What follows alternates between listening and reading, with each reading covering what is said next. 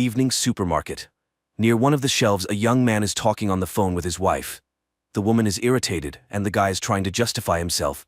He didn't intentionally almost buy the wrong product, and his purchase of a PlayStation has nothing to do with it, and they wouldn't have been able to relax in a Lupka even with that money. He went there for work.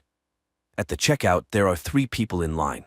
The first is a man who looks a bit homeless. The cashier announces the total, and the man is short of 10 rubles. He tries to persuade the cashier, but she remains firm. So the man turns to those waiting in line. If they care about the fate of a person, they should lend him the missing amount. He asks them to think that they are all preparing for a terrible judgment. And what will they be able to tell when facing the Almighty? While the man delivers this speech, people react differently. One person leaves the line altogether. The man turns to a young guy. It seems like he's not destitute. So, what are 10 rubles to him? A woman standing behind him takes out a coin. The man thanks her and says that angels won't forget her, and perhaps this act will outweigh all her sins. Then he takes out 50 rubles from his pocket and gives it to the cashier. He returns the coin to woman, places a 10-ruble coin on the counter, and tells the young guy that he will need it. The man adds that he will have something to remember in hell. The homeless man leaves, and the young guy makes the payment. The cashier asks for change, 10 rubles, and he hands her the homeless man's coin. The young guy exits to an empty parking lot. He continues his phone conversation, again justifying himself for some business trip and a woman whom his wife is jealous of. He sees the man who was sitting on the curb earlier. He approaches and gives him the coin because he doesn't need someone else's. The homeless man asks, is he afraid of burning in the fiery Gehenna? Perhaps he believes in the Lord? The guy confesses that he's not very religious, to which the homeless man inquires, so, after death he plans to become worm food? Is that the pinnacle of his life? The guy says he's a mathematician and believes in the exact sciences. He asks if there's any evidence of God's existence. The homeless man claims there is an undeniable fact. The guy starts making fun of him and suggests taking a break from doing nothing on the way back. The homeless man starts crying. The guy is confused about what upset him so much. He reassures the homeless man, telling him he's young and he has everything ahead of him. It's the right time to think about the future because it all depends on him. By the way, he mentioned earlier that he can provide evidence of God's existence.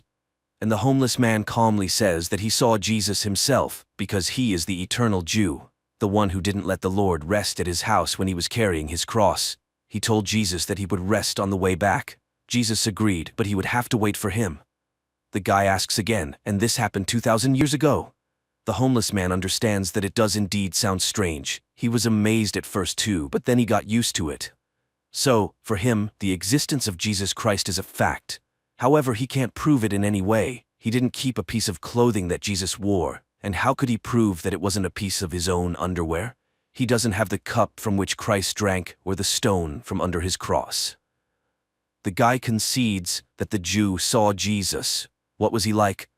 The homeless man says he was just like everyone else, only tormented. He also doesn't remember his face. The guy remembers all the faces he's seen in his life. The guy is puzzled and asks again to tell him what happened. The Jew says that Jesus was being led past his house under guard. He stopped to rest, and the Jew forbade him to lean on his house. After all, he called himself the Son of God. It was outrageous, so he told him that he would rest on the way back, and God ordered him to wait for him. He couldn't know who he really was, and no one could. The guy asks if the Jew is ashamed that he didn't let Jesus rest. The homeless man asks, maybe that was God's plan? The guy asks if he tried to make amends for it. Maybe become a clergyman, for example.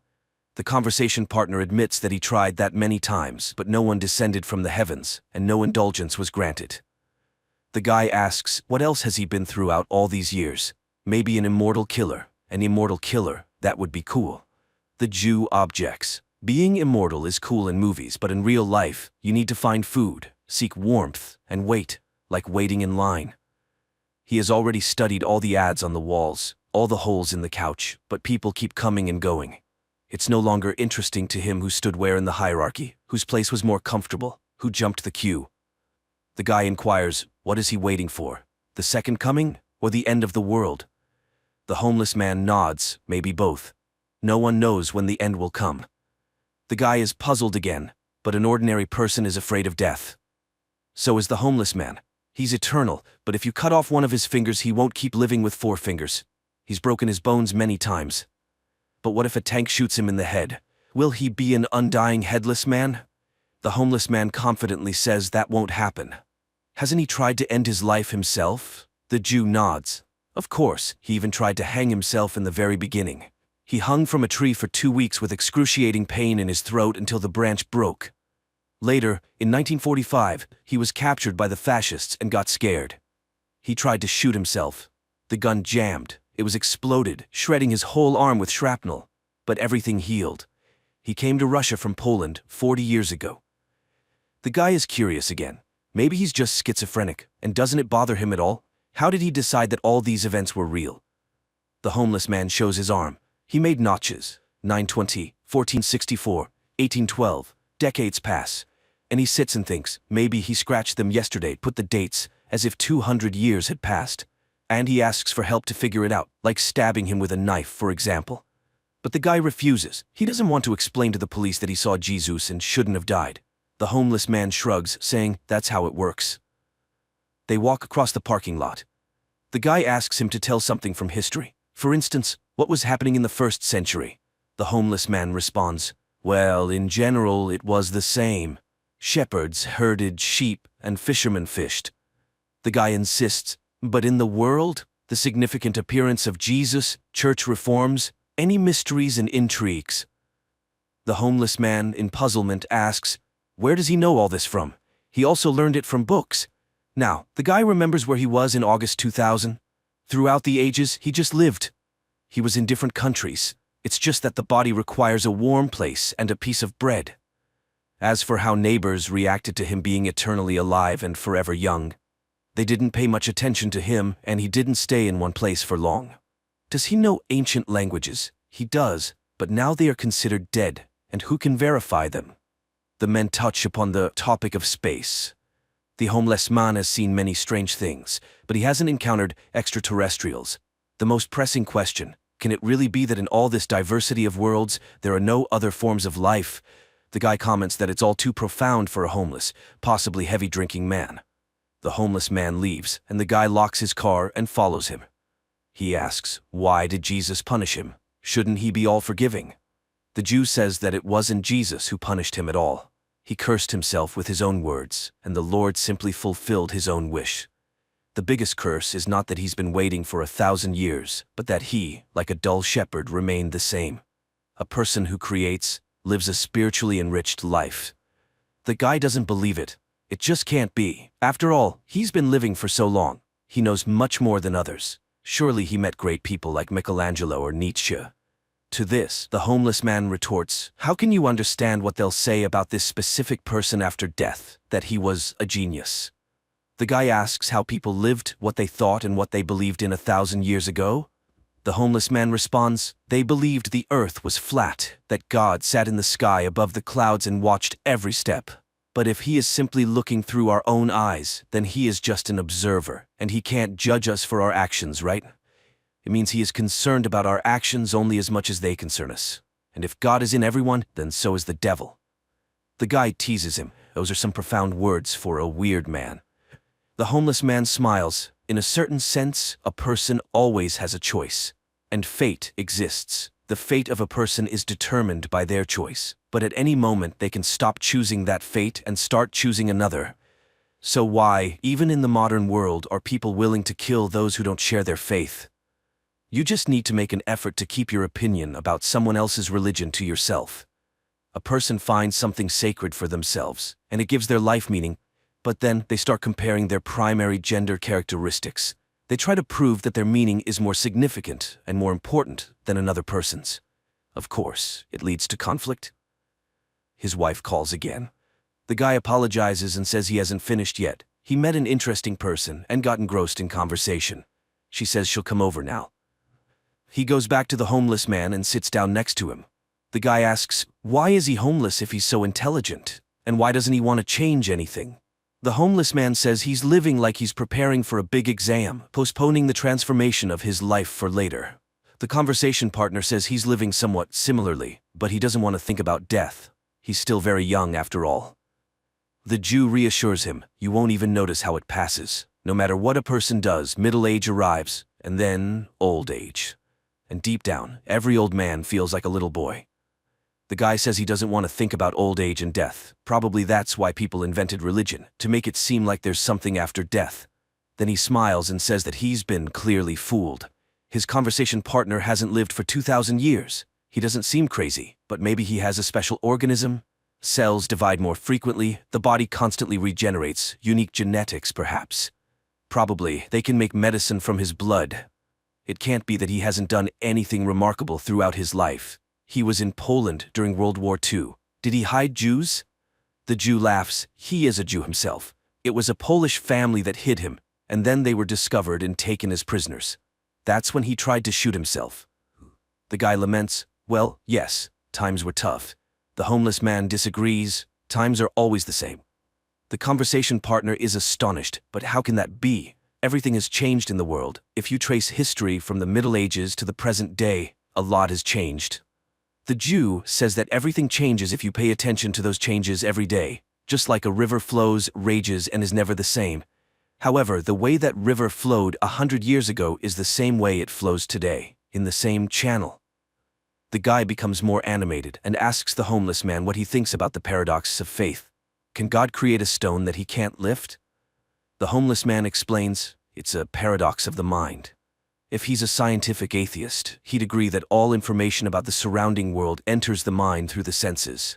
The idea of God is in his mind, so the problem is in his mind. God in your mind can't create a stone in your mind that he's about to lift in your own mind.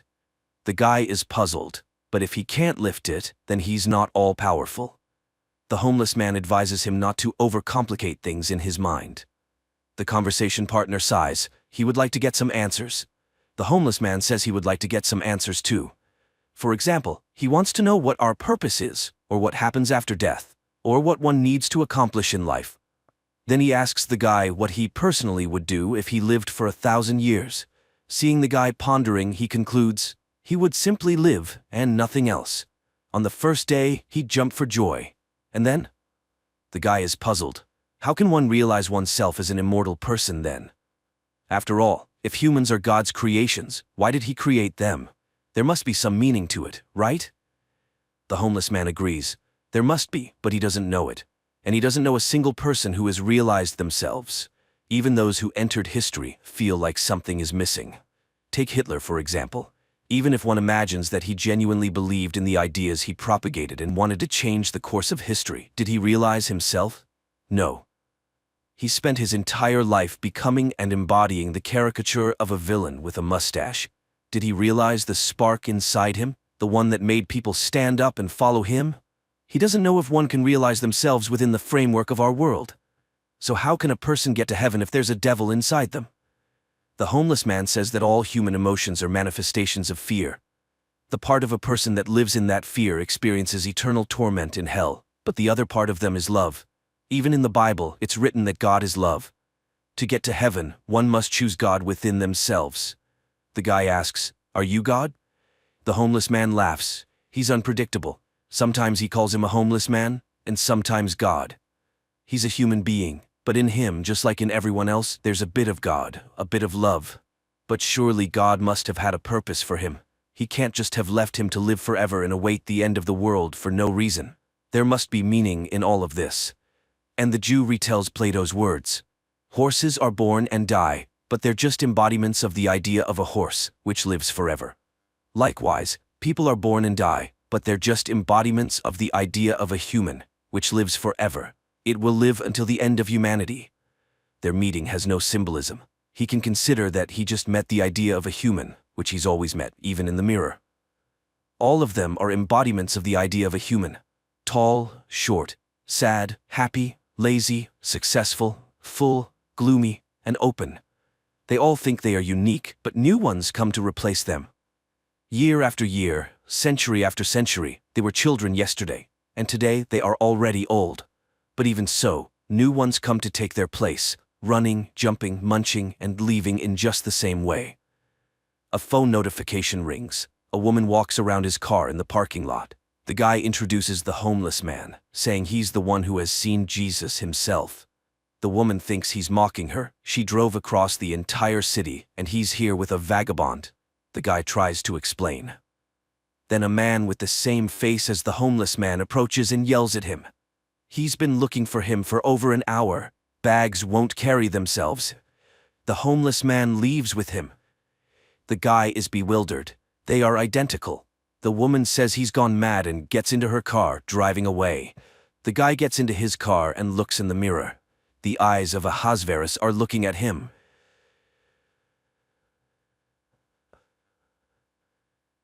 Hey guys, today we have a recap of the next episodes of the show.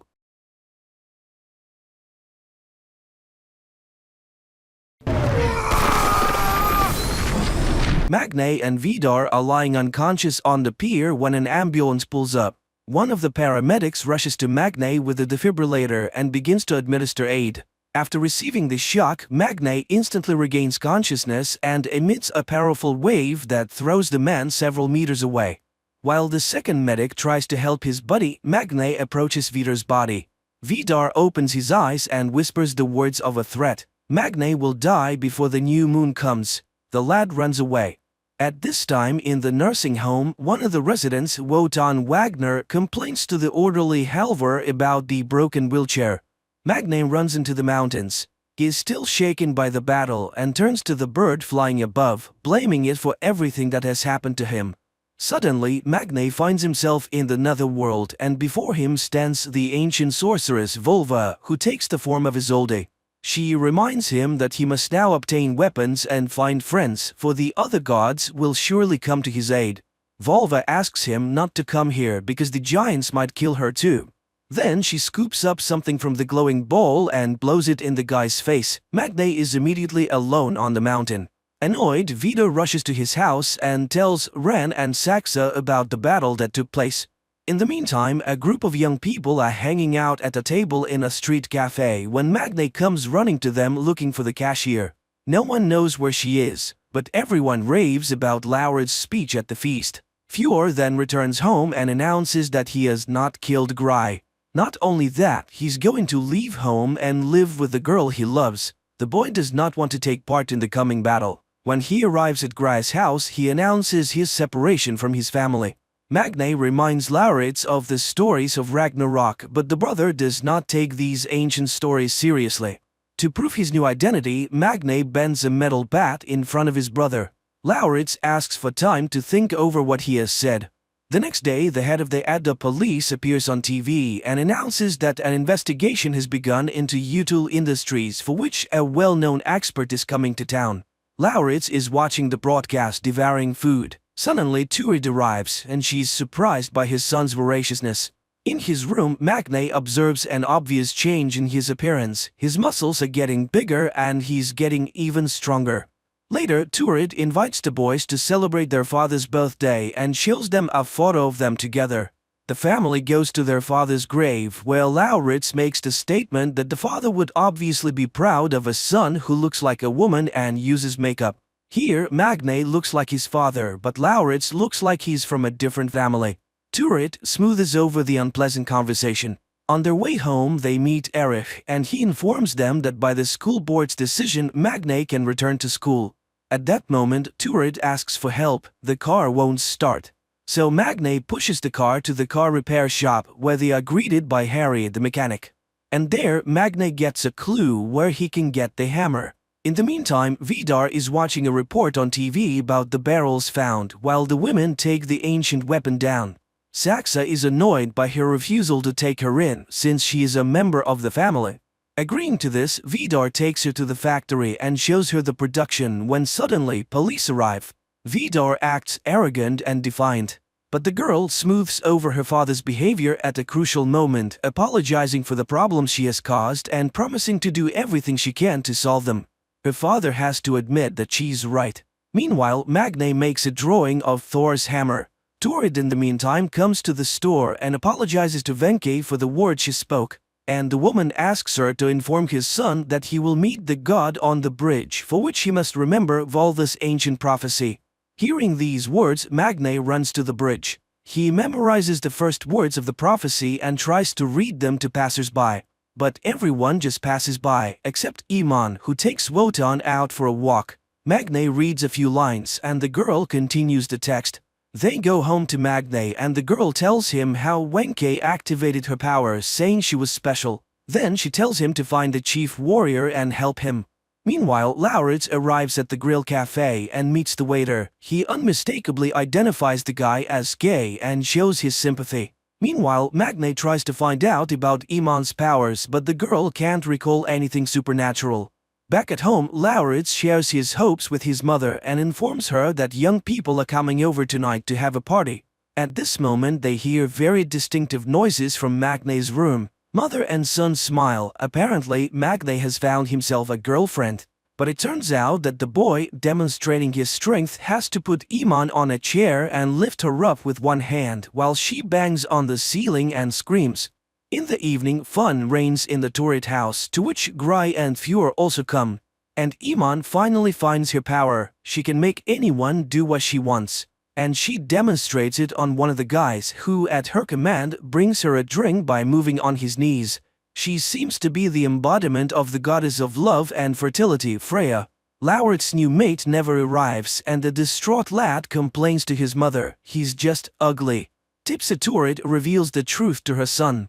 In the morning, Iman and Magne arrive at the workshop and the girl uses her powers to force Harry to make a hammer from Magne's drawing. In the meantime, Turid goes to Vidar and confesses to him that on the one night they once spent together, she became pregnant.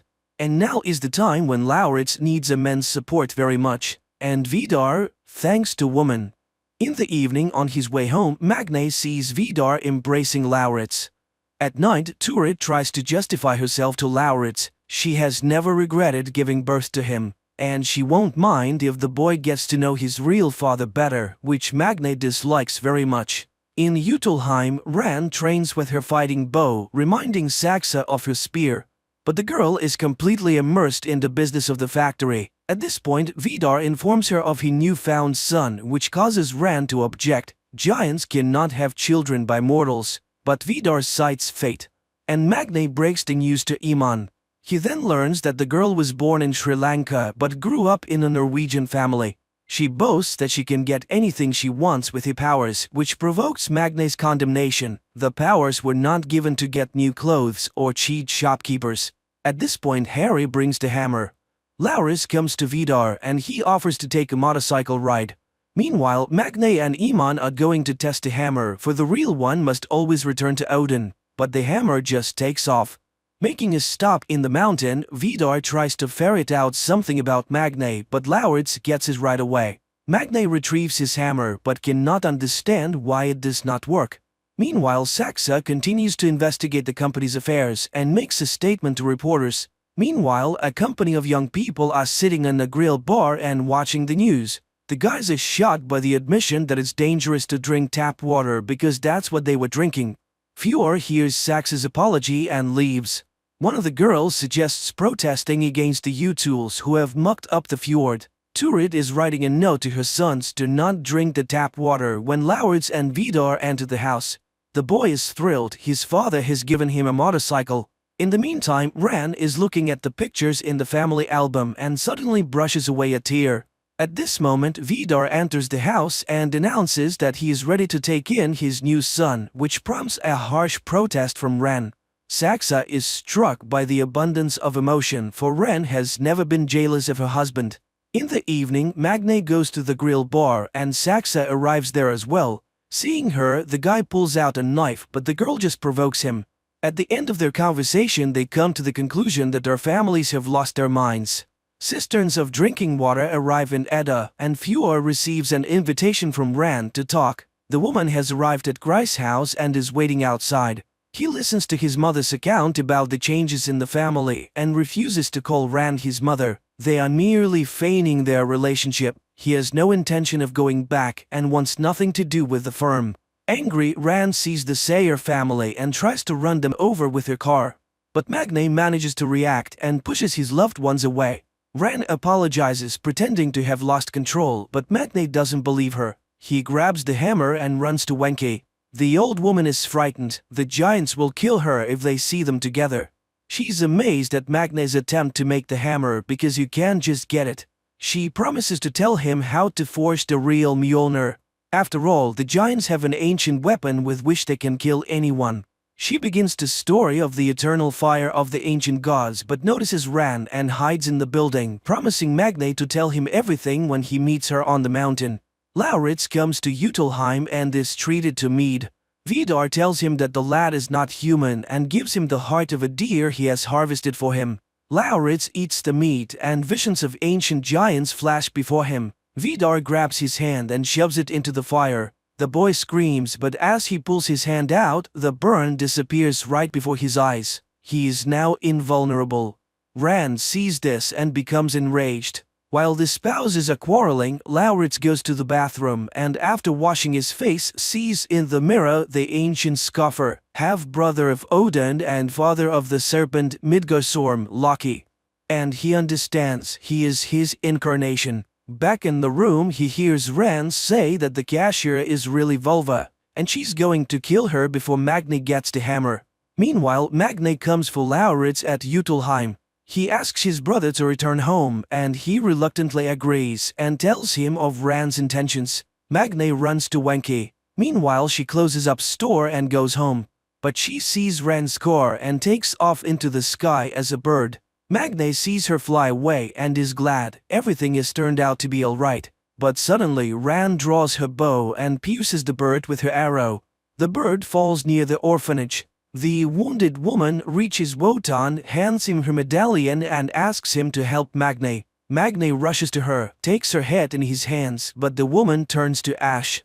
Magne cries over what was just his mentor, then runs to Rand's car and threatens to kill her. But the woman is very calm. She reassures the witnesses that the boy is simply sick. Iman pulls him away with difficulty. At night, Magne has a dream in which Isolde begs him not to give up. In the morning, the radio announces that the young people of the town are planning a protest. Turid speaks of Magne's intemperance. You should not shout at the school principal in the middle of the street. To this, Magne reminds her of the attempted murder of their family. But Turid is more concerned about the irrepressible appetite of Lauritz, who boasts to his brother of his newly acquired invulnerability. Magne asks to prove his loyalty and to help break into the Utel's house because he thinks the eternal fire burns in their hearth. Lauritz promises to help. Posters and appeals are hung all over Edda to shut down the harmful Utel's production, while Fjord and Gry bring her father to the hospital. The girl is grateful to her boyfriend for his support and is delighted when the boy agrees to spend Saturday night with her family. Meanwhile, Wotan examines Wenke's locket and puts it on himself. And at that moment he is awakened to who he really is, the king of the gods, Odin, who sacrificed a night to know eternal wisdom, and is able to see the present, past, and the future. He is Thor's father and Loki's twin. Wotan begins to behave intelligently and calls Corpseman Halvor a dark elf, which puzzles the man. Meanwhile, Magne continues his training and studies Scandinavian myths, and then sends a message to Iman that he intends to go to Utelheim to forge a hammer there. In the meantime, Turid and Lauritz go to the store, and while Turid is shopping, the boy tortures the man he meets, Erich, with questions about Loki. He tells him that Loki was the father of the snake Midgardsorm, which leads him to believe that Loki was the world's first transgender man. Saxa and Vidar arrive at the square where people are getting clean water in canisters. The girl is convinced that they should show their closeness to the people and then everything will work out, especially since the youth protests are planned. That's where Turid and Lauritz meet them and the latter asks to see Vidar. Saxa goes to the factory to attend to business. When Turid arrives home, she tells them that Lauritz has gone to Utelheim, which angers Magne. They had a deal. Apparently his brother has chosen their side. Meanwhile, Lauritz watches Vidar cook and confesses that he would like to come here more often. When he returns home, he is not given a warm welcome by his brother. But Lauritz earns forgiveness by showing Magne the entrance key to Utelheim he received from Vidar. Meanwhile, there is a dinner party at Gry's house. The father makes a lot of jokes and thanks everyone for what they have been in his life. Gry does not understand what's going on but is glad for a good evening. In the evening, the brothers enter the Utel house when no one is there. Magne sticks his hammer into the burning hearth, with absolutely no idea what's going to happen. And when nothing happens, Vidar walks through the door. Tripping over the backpack left by Magne, Utul pulls out the hammer. Magne has to come out and admits it's his thing. Vidar realizes what they were up to and kicks the guys out. When they return home, they find Erich at the table, who tells them that Mjolnir was forged by stunted creatures that people called dwarfs. Loki became Odin's sibling by swearing on his blood, and when their blood mixed, he became half god, half giant. At night, Ren tries to persuade Vidar to forget about Laura's deception, and the latter promises to kill the boy. In the morning, Wotan gives blood and admits to Iman that he is Odin. The girl summons Magne, who at that moment is invited to the protest against the Utuls. Fjord, who is immediately present, refuses to go with everyone else. Magne arrives at the nursing home where Wotan greets him but addresses Lauritz rather sternly. He does not believe the boy and tells him to leave, despite Magne's attempt to convince him otherwise. Loki is a traitor by nature, he cannot be trusted. Lauritz is about to leave, but then he sees a table with the blood tests. He tricks the nurse, pulls out Wotan's blood, and injects a portion into his own vein. In the meantime, Fjord watches the protest taking place at the factory gate. Gry goes there with him and supports Magne, believing that it is to his credit. Saxa urges her father to respond, at which point Fjord joins the protesters. He steps forward and makes a speech acknowledging the Utul's guilt and promising to do whatever he can to rectify the situation. After all, we all share the same planet. Looking at this, Lauritz is on the fence. Should he go to Vidar or support his brother? At that moment, Gry receives a text message and the girl runs away. Fjord rushes after her, and Lauritz stops Vidar's car and tells him that he wants to go with him. He gets in his car and makes an indecent gesture to everyone. Gry and Fjord rush to the hospital where the girl's mother tells them about the father's suicide. The man swallowed all the sleeping pills and could not be saved. Vidar and Lauritz arrive at Utelheim. The father tells the boy about how the people used to worship them and carry gifts. He demonstrates to the boy that he can change his appearance. So when he supposedly grew old, the place was taken by his son. Vidar was willing to do anything for him, even making him invulnerable. The truth is, there is a weapon that will kill anyone. Giants do not forgive treachery. Suddenly, Magne bursts into the house. He will not let his brother be hurt. Armed with the axe, Vidar rushes at the lad. A fierce fight ensues, with the enemies exchanging blows. While delivering the next blow, Vidar drives the axe into the wall. Magne pushes the man away, and he lands on the edge of the axe sticking out of the wall. His body turns to ash, which terrifies Magne. Magne suffers deeply from all that has happened and feels guilty about Vidar's murder and the loss of Lauritz, but he cannot confess this to his mother, who is immersed in a relationship with Erich. But she is shaken by the news of Vidar's death. The mother sympathizes with her son and he casts hateful glances at his brother. Gry offers her condolences to Fjord, but the latter stuns the girl with a confession that he did not love his father. Meanwhile, Ren urges Saxa to take revenge, though the daughter is cautious about what has happened. They do not know exactly what has happened, they must be careful. But Ren is fixated on hating Lauritz and plans to take revenge on him specifically.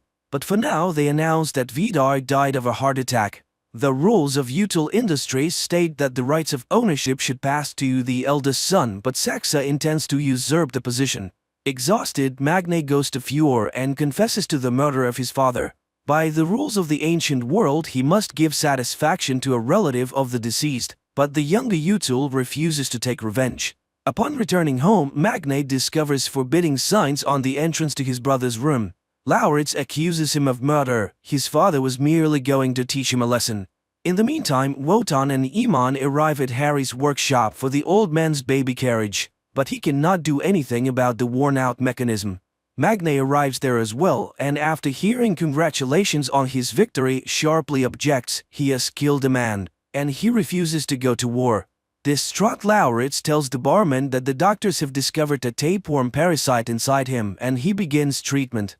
In the meantime, Gry and Fjord are eating ice cream on the porch of the barber shop, and the girl admits that her mother intends to move from Edda to the big city. Fjord decides to go with her. He's not going to attend Vidar's funeral. Turid and Magne are summoned to the school where the boy is given permission to take his final exam and is assigned a topic, Scandinavian myths. After that, Iman tries to convince Magne to return to the battle group. After all, there is no war without casualties. Besides Vidar, there are still giants left, among them his brother. Hearing about Lauritz, Magne loses his temper, and his brother, watching the conversation from afar, sees lights sparking everywhere. Saxa takes on the firm's business with determination and one day talks to Turid, convincing her not to mix emotion and work. Satisfied, the woman thanks the girl for her understanding. Furious, Iman goes to the sports club, where she notices Harry. The girl challenges him to a fight. The guy dismisses it with a joke. Iman gives him a good kicking, but falling down and swallowing blood, the boy gets up again and again. He never gives up. Later, Iman leads him to the old man. She has found the fighter. Apparently his soul used to live in the body of Tyr, a god of war known for his courage and strength, who lost his arm in a battle with the wolf Fenrir, sacrificing himself to save his friends. Meanwhile, the youths discuss a protest against the util factories and invite Magne to participate, not noticing Saxa, who enters the cafe. The guy is uncomfortable in front of her, but he doesn't know how to stop the conversation. It is Saxa herself who does this. Magne apologizes for losing a father and the girl accepts the apology. At home, Lauritz takes his medicine and remembers Vidar bitterly. The mother tries to reconcile the brothers, and while Lauritz agrees to hug his brother, he is twisted in violent pain. The boy is taken to the hospital and the doctors are shocked to see the size of the parasite inside the man. He undergoes surgery but the worm survives. The doctors intend to examine it because they have never seen anything like it before, but Lauritz intends to keep it. That evening, Fjord and Saxa meet in a secluded spot to discuss the matter. Fjord speaks of Magne's guilt and of his intention to leave with Gry. His sister accuses him of cowardice and she leaves. The day of Vidar's funeral arrives. Magne announces that he's not going to the funeral, but his mother asks him to do so for Lauritz's sake. At this point, the boy leaves the room. He has changed his image again and now looks very much like his father. Magne runs away, unable to see his brother. He comes to the mountain and asks for his powers. He has killed the man and lost his brother. Receiving no answer, Magne goes to the church, where he is rebuked by Lauritz, who sits in the pew of the Util family. The inhabitants of Edda sing psalms, remembering Vidar, without noticing the storm that is coming upon the city. The priest reads a scripture recalling the son's duty to his father, and this is heard by Fjord, who does come to the funeral. Suddenly there is a thunderclap. Magne prays for his powers to be taken away, and Fjord goes to his father's coffin. And the moment the coffin is carried out of the altar, there is a tremendous thunderclap, and all the panes of glass fly out of the windows. Later, Gry and her mother pack up their belongings. The girl waits for Fjord, but he does not come. Instead, it's Magne who comes to say goodbye to the girl. She then goes up to Fjord's house to fetch him. But suddenly he refuses to go. There is something more precious than her. Seeing the change in his eyes, Gry runs away and asks her mother to leave quickly. The younger Util goes to the top of the mountain and pulls out the ancient Vidar world axe buried there. The monstrous serpent Midgardsorm is the spawn of Loki. Thor defeats the serpent in the last battle of Ragnarok. Magne awakens from a terrible dream. Isolde looks at him with a reproachful look. He falls down the stairs. He cannot see a thing. Turid brings him his spectacles. Magne understands what has happened. The strength has failed him. That same morning, Saxa admonishes Ren. The woman is abusing alcohol, and Ren wonders whether the girl is indifferent to Vidar's death. The girl nods in agreement. She does not feel anything. She hurries to the factory, but when she enters the floor, she finds Fjord at the desk. He has assumed the duties of the supervisor according to the statute. He exposes Saxa and removes the photo with Gry. Magne goes to Wotan, but he chases the weakling away. Neither Iman nor Harry recognize him anymore. Grieving Lauritz goes to Utilheim, where Rand demands his key back and confirms that Vidar intended to kill him. Meanwhile, Magne is preparing for the exam when Erich makes a remark. The guy puts too much emphasis on this story everyone already knows. It would be much better if you looked at those events from a modern perspective. Magne objects. If good triumphs over evil, it becomes evil itself. Erich is pleased. The moral of the myths is very interesting stuff. At this point, Iman discovers her English grades and becomes indignant. Her language skills are perfect. The grades are all wrong. The girl goes to Ran and uses her powers to get her grays corrected. Meanwhile, Turid discovers that Lauritz has some kind of monster in the aquarium which she finds disgusting. Magne learns that Iman has used her powers to change the grades. He reminds her that the powers are not for personal use. But the girl retorts, he's nobody now, and she does not care what he thinks.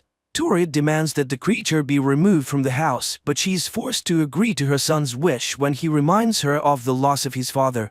On his way home, Magne witnesses Harry beating up a guy who wanted to cheat and did not pay for gas.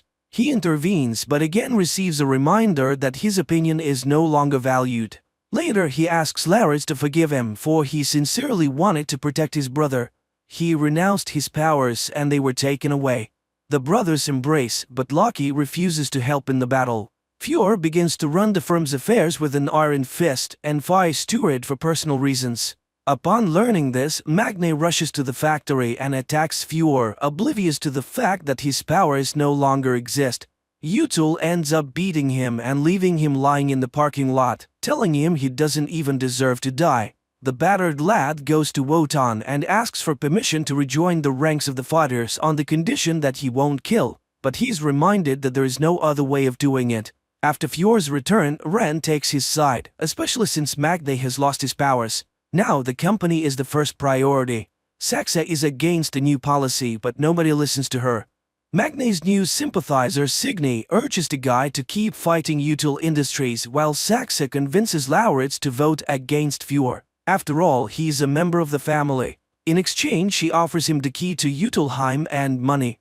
In the evening, Lauritz comes to the Utils and Fjord has to greet his brother. Meanwhile, Magne goes for a run and sees the installation of the stone on Isolde's tomb. After dinner, Fjord inquires about Lauritz's expectations. He reminds him that Lauritz is also a giant. Fjord is willing to buy his vote because he has much more money than Saxe does. Ran takes Lauritz home and warns him to stay away from her family. Lauritz scoffs, even as a bastard he's related to Vidar while the others are not really family. The whole thing is a farce to those around them as they are barren. Enraged, Ran follows him into the house and attacks Lauritz. Magne tries to help but to no avail. Ran openly promises to destroy his family for the powers have left Magne. But suddenly Turid comes home and Ran leaves. Magne decides to do what he can to win the war and returns to Wotan to regain his powers. Wotan reminds him that his greatest weapon is Mjolnir, his only chance against the giants. Magne agrees to lie to Lauritz and get the key to Utilheim. The team of warriors go to the Util's factory as Odin reminds them shortly before that they have everything they need to make the hammer, Volva's feather and Ran's arrowhead. At the mention of the dwarf's name, Halvor enters the room. All that remains is to find the eternal flame, which can only be found somewhere in the factory. Once inside, the team goes to the old warehouse, but suddenly they see guards. Wotan, Odin, is summoned to divert their attention while they forge the hammer. The old man comes out into the light and pretends he can't walk. The guards are puzzled, but remembering their orders to guard this building particularly closely, they take the old man to the gatehouse, reporting the incident to Fjord. Harry intends to break the lock on the warehouse, but Magne pulls out the key he snatched from Lauritz, lying that he intends to impress Signy by hanging a protest banner in the Util warehouse. Once inside, the team begins looking for the fire. But there is no such thing in sight. Magne reads the words of the saga and everyone understands there must be a dungeon. It must be nearby, and while Iman stays behind to keep watch, the others descend into the cellar and find the ancient forge with the eternal fire blazing. That's when Fjord arrives at the factory. And while the team is working on the hammer, Iman comes out to fight. Under the blows of the sledgehammer, the ancient iron, the feather and the tip of the giant's weapon are fused together. Meanwhile, upstairs there's a deadly battle, and Iman begins to suffer defeat. Harry asks to finish the job, and he goes up to rescue his friend. All that remains is to chop the hilt, but Halvor has never done such a thing and it comes out too short. But Magne approves of the dwarf's work, cools the finished hammer and hurries upstairs.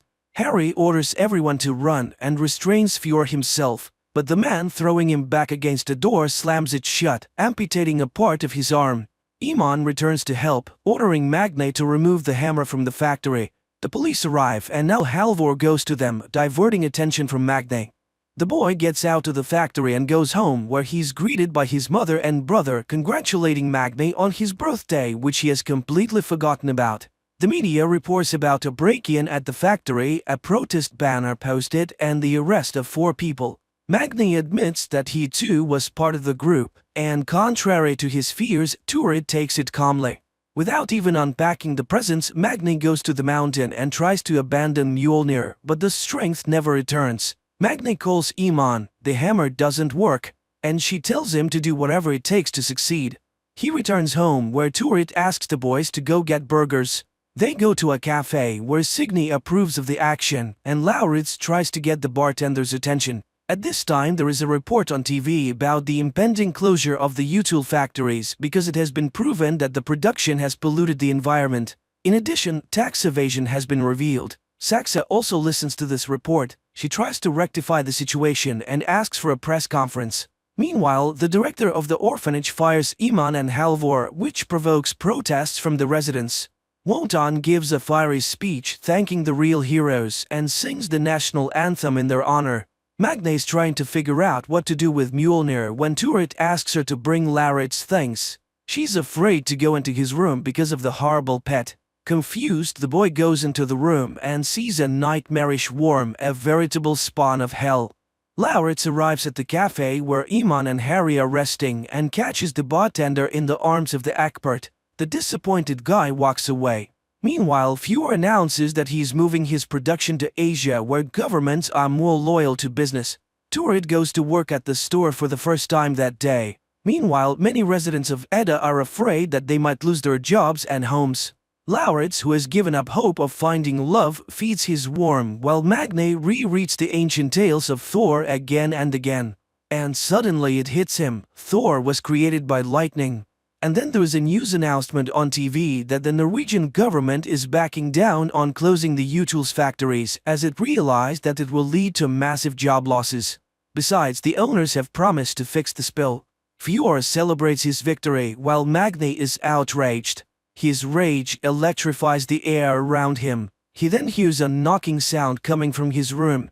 The boy rushes upstairs, sees that the window is open and the hammer is twitching. He picks up Mjolnir, and at that moment Lauritz enters the room too. Lauritz realizes that his brother lied to him. He crafted a weapon that can kill him too.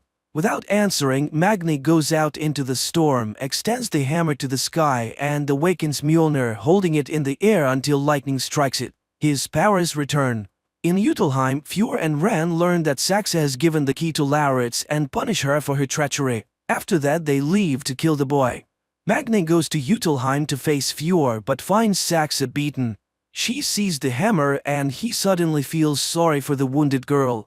But she does not tell him anything about her family's intention to kill Lauritz.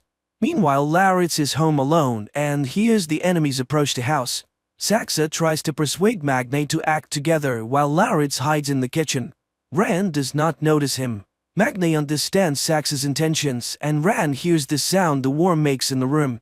Thinking she has put Magne's vigilance to sleep, Saxa rushes for the hammer, but Magne is ahead of her and is ready to drop the hammer on her head. Meanwhile, Fjord catches Lauritz. In Jotunheim, a spark flashes between the young men and they grow close. Lauritz begs for mercy and declares that he alone possesses a weapon that can kill Magne. As Fjord and Ren are about to leave, Magne appears on the street and attacks them with the Mjolnir. The hammer hits the Utul's car and it explodes. Magne picks up Lauritz, who is battered but still alive, and he promises to forgive his brother for deceiving him. In the morning, he carries his creepy pet to the shore of the morass and after kissing it, lets it go free. He wishes his creature to go big and strong and to avenge all his enemies. Ren and Fjord watch this from the shore. The show has had mixed reviews, from good to outright bad. But there's one thing that the viewers agree on: this story is quite compelling. The problem of today, environment, is organically integrated into the plot as one of the key elements of the story. And of course it's impossible to stay indifferent to the views of the harsh but so beautiful Scandinavian nature. Thanks to the high ratings, the show has been reviewed for a third season this year, 2023.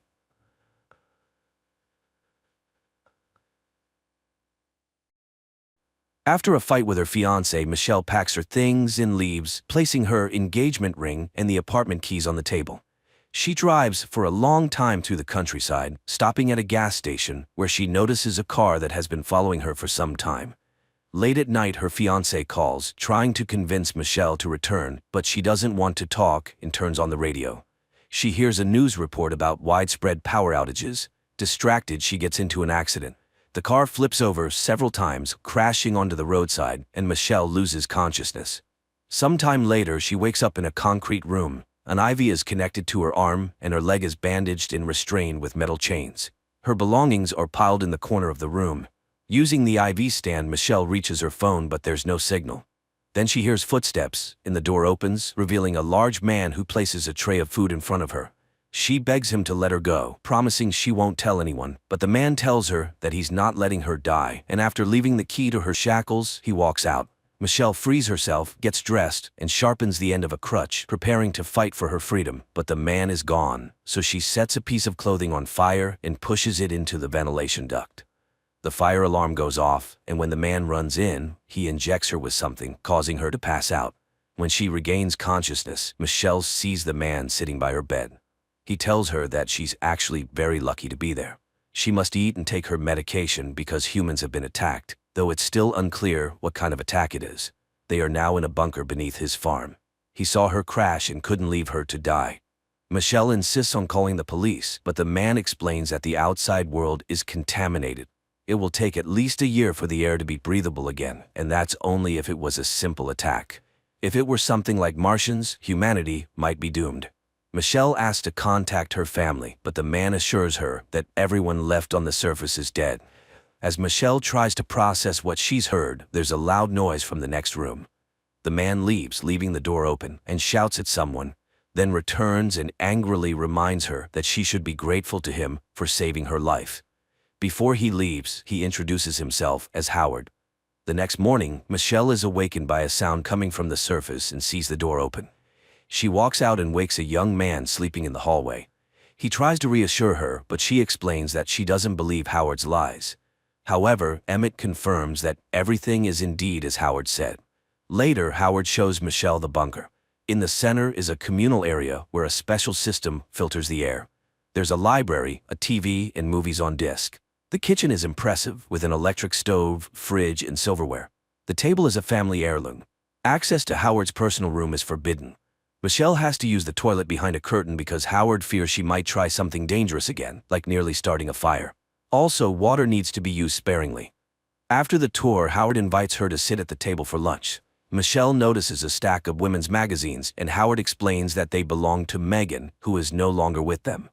Suddenly, Michelle hears a noise outside and guesses it might be a car passing by, but Howard assures her that it's impossible. He's tired of explaining that no one is left above, even though people thought he was crazy when he started building the bunker. He offers Michelle a chance to see for herself, leading her to a staircase. At the top, Michelle sees a door with a small window. The outside world looks unchanged at first glance, but in the pen in front of the house lie dead pigs with deep sores. Howard explains that those were his pigs, which he couldn't save.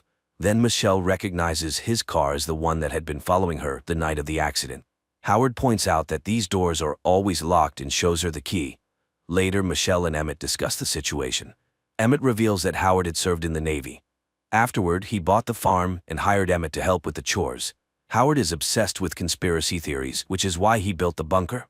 Emmett wasn't kidnapped. He ran to Howard's bunker, hoping to take shelter because he saw Howard pouring all his money into its construction.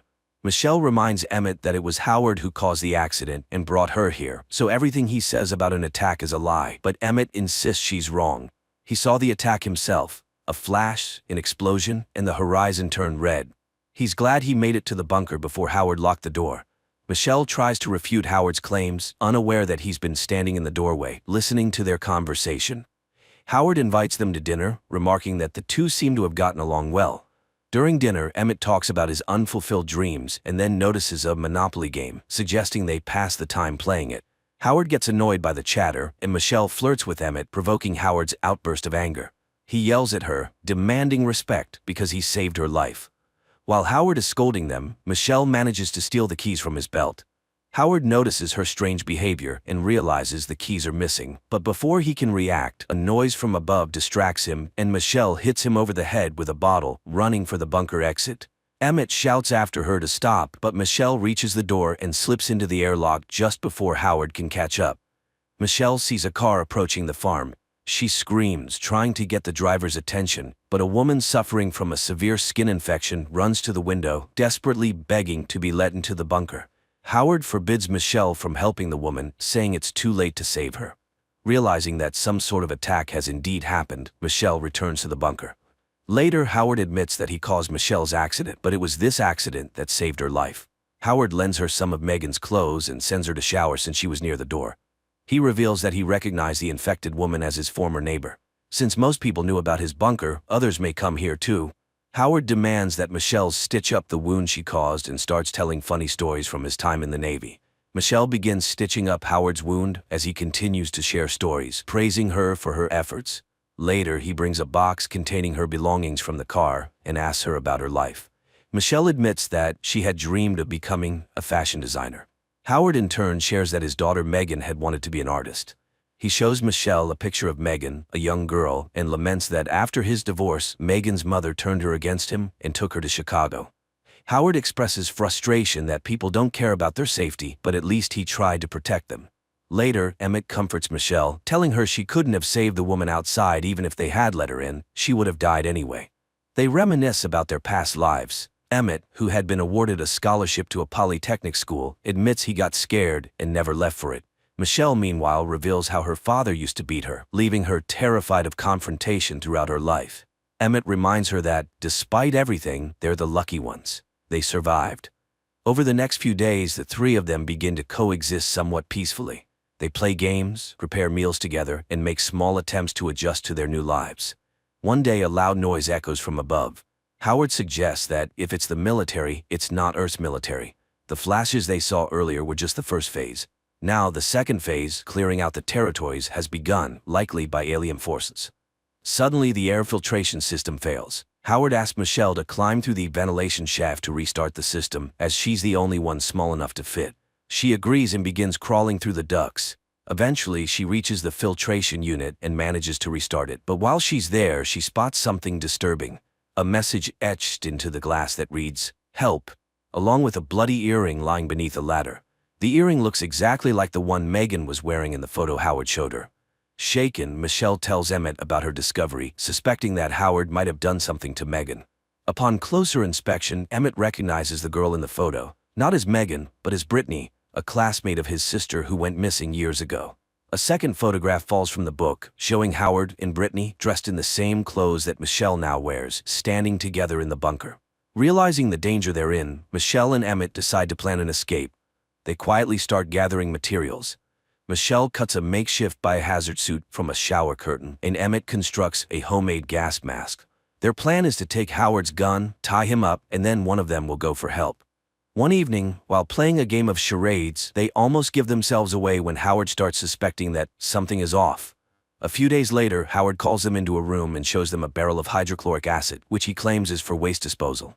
He then accuses them of plotting against him, revealing the tools they had hidden for their escape. Furious, Howard dissolves the tools in the acid as Michelle and Emmett look on, horrified. Trying to protect Michelle, Emmett takes the blame for the attempted escape, admitting that he used the tools to try and make a weapon. Howard, seemingly accepting Emmett's apology, coldly shoots and kills him. Shocked and heartbroken, Michelle watches as Howard calmly reassures her, promising that no one will ever harm her again. He begins taking care of her, offering her ice cream and talking about how they'll create a happy life together in the bunker. Determined to escape, Michelle rushes to finish her biohazard suit while mourning Emmett. But one night, Howard discovers the suit hidden among her belongings. Michelle manages to slip past him, but Howard catches up, scolding her for her ingratitude. In a desperate move, Michelle knocks over the barrel of acid onto Howard, causing a fire to break out in the bunker. She grabs her biohazard suit as a severely injured Howard tries to attack her, but she traps him under a heavy shelf and makes her way to the exit. By now, the bunker is engulfed in flames. With the fire spreading, Michelle crawls through the ventilation shaft, dodging Howard's attempts to stab her through the vent grates. She reaches the air filtration room and quickly dons her biohazard suit. Using a can of nitrogen, she freezes and breaks the lock on the outer door, finally escaping the bunker. Outside, Michelle heads toward a car, but tears her suit in the process. Panicking, she seals the rip with duct tape she finds in the vehicle. Just as she's about to relax, she notices a flock of birds flying freely overhead. Realizing that the air isn't toxic, Michelle removes her gas mask, but before she can celebrate, she spots an alien spaceship hovering in the distance, behaving almost like a living creature. As Michelle watches in horror, the bunker explodes behind her, drawing the attention of the alien ship. She frantically searches for the car keys but can't find them. She runs to the car of the woman who had tried to get into the bunker earlier, but the car alarm goes off, alerting the alien. Terrified, Michelle hides in a nearby shed, where she finds the corpse of the infected woman. Searching the body, Michelle locates the car keys just as the alien creature begins investigating the shed, trying to force its way through the animal door. Taking advantage of the alien's distraction, Michelle sprints toward Howard's house, but as she reaches it, the alien ship flies overhead, releasing a poisonous gas. Michelle quickly puts on her gas mask and survives the chemical attack. She hides in the car, but the alien begins probing the vehicle, testing its defenses. When it becomes clear that the car is too difficult to breach, the alien ship lifts the vehicle into the air. Inside the car, Michelle finds a bottle of flammable liquid and a lighter. She quickly makes a Molotov cocktail and throws it into the alien ship's mouth-like opening. The resulting explosion destroys the alien, and the car crashes to the ground. Michelle survives the fall, climbs out of the wrecked vehicle, and drives away in the woman's car. While driving, she tunes the radio and hears news reports of humanity's victories over the alien invaders. There are instructions for survivors to evacuate and a call for those with medical training or combat experience to head to Houston. As Michelle stops to listen to the full message, she notices a sign pointing toward Houston. She drives in that direction, determined to help, and as lightning flashes, she glimpses an even larger alien ship looming in the sky. The film may not be a masterpiece, but the team's skillful execution is undeniable. The script draws you in gradually, raising unsettling questions about who can truly be trusted.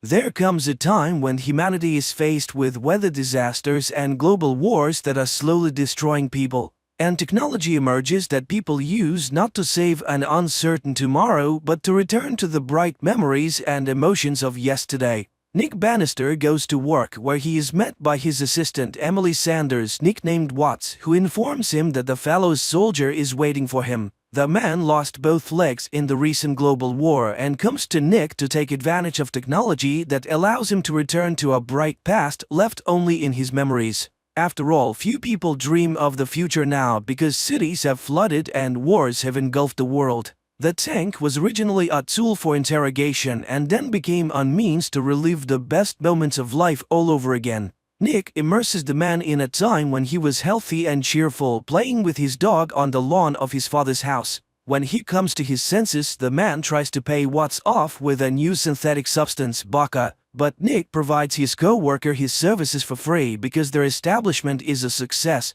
Who wouldn't want to visit the past and see their dear and close people and relive the best moments of life? But there are those who abuse the memories. One such person is Elsa, who comes almost daily to relive a night of love with a dear one. But one day a woman comes into the establishment who has lost her keys on her way home. The woman introduces herself as May and immediately attracts Nick's attention. She is immersed in her memories, and Nick looks at the customer's day. The wake-up call, breakfast, and the keys May puts in her bag. She drives to work, to the club, and drops her keys under the makeup table.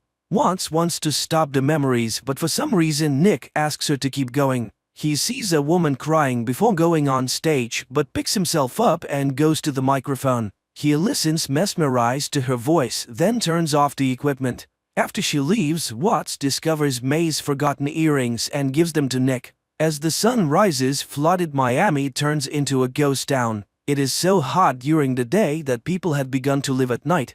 The fighting at the borders ended long ago, but passions still boil inside the cities, and riots occur more and more often. And prosecutors often turn to Nick for help because his equipment can be used to peer into the moments of crime. Today's client is a tycoon accused of starting a fire in one of the buildings, and his lawyers are seeking a ban on a cession of capacity. And the prosecutor's office can do nothing, even though the city is mired in problems, murders, and corruption.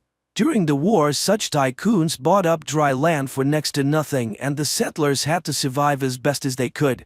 The day would come when the ocean would take everything, but for now the flooded city could still be home. Nick comes to the club and finds May. He gives her the earrings and asks her why she cried before the show. The woman confesses that she always gets nervous before she goes on stage, and offers to walk her out. A close relationship develops between May and Nick, but one day the woman disappears without a trace. Watts worries about her partner, who begins to constantly delve into his memories to figure out where and how to find May. The colleague tries to get the man to come back to his life as their business begins to crack at the seams. New technologies emerging, clients are leaving. Even Elsa has disappeared somewhere and doesn't come for weeks, and he spends every day in the tank remembering May. He tries to forget her, but she won't come out of his mind. One day he remembers sharing with her his terrible memories of people dying in the surging waves, and she sympathized and understood him. He goes around places where he might have known something about May, but he gets the impression that the woman never existed. And the more truth he learns about his beloved, the more he doubts that he ever knew her at all. He goes back again and again to the time when they were together. Once he noticed bruises on her arm, but she excused herself by working hard in high heels. He had told her about the war and the trenches, and only now knows what true happiness is. One day he is roused from his dive by someone's insistent knocking, but while he's getting out of the tank there is no one at the front door. Suddenly he sees something shiny under the water and picks up May's earring. Watts can't believe that the woman lost the jewelry today. Apparently it's been lying under the door for a long time.